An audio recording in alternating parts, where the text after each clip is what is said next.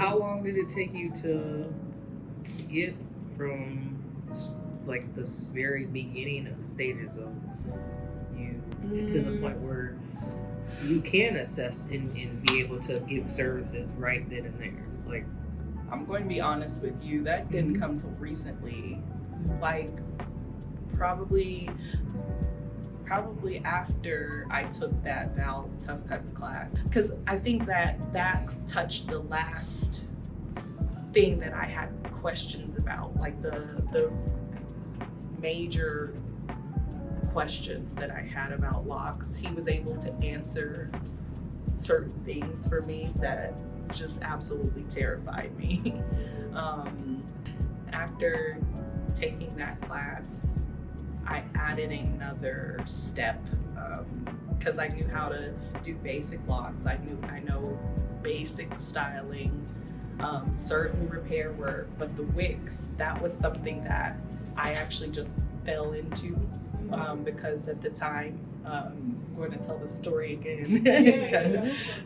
So in 2020, I was figuring it out through COVID, and at the end of 2020, I had decided that I had gotten a work from home job with Google, working 70 hours a week, and I was going to stop doing hair. And I had a friend that was very persistent about me trying to do his wigs. I had never done them before. I told him I wasn't interested a few different times in a few different ways. And he was like, but can you please? He wouldn't let it go. And I was like, you know what? Fine, I'll do it. I got fired from Google after a month, and I uploaded his wig video to YouTube. And at the time I only had 10 subscribers.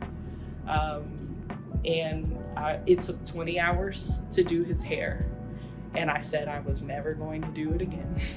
And a month later or so, he was out and about, and he sent another referral my way for wigs. And I was like, oh no, this again, I'm scared to do it. But, it turned out pretty good the last time I did it.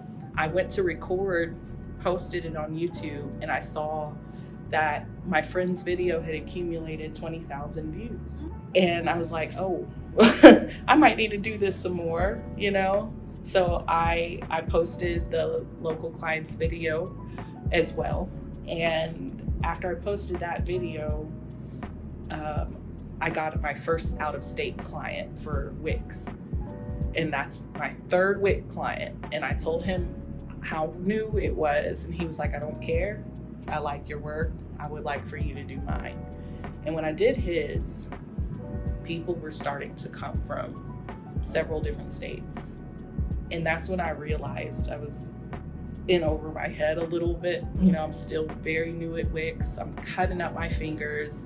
I told you about the injury.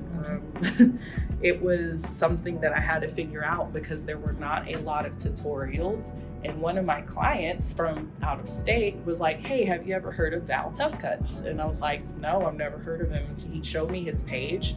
He had 500,000 followers on Instagram, and all of his content, he was a barber at first, but all of his content was wigs, lock repairs, like just big, giant wigs. And I was like, oh, wow. I started watching his page for the next year or so.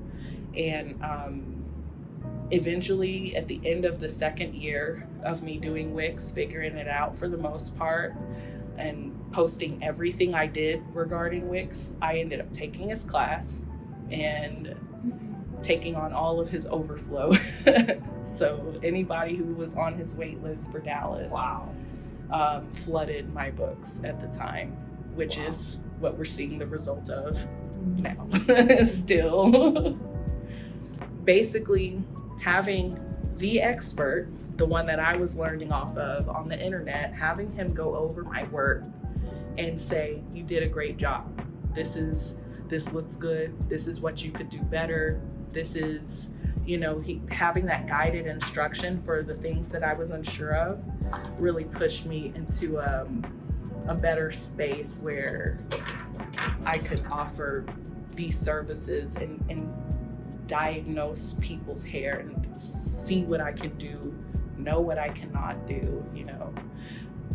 So taught me those boundaries essentially. Yeah.